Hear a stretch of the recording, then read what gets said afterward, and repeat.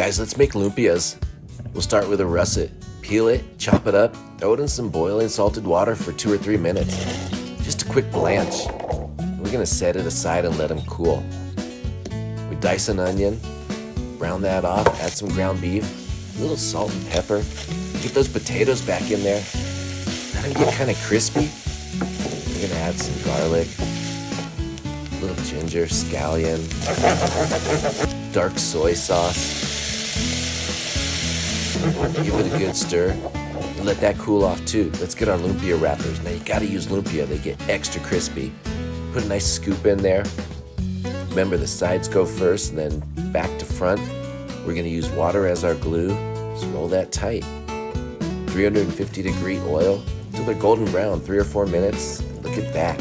It's ready. I have some sweet chili sauce. Just get in there and enjoy. Man, what a treat. Cheers, everyone.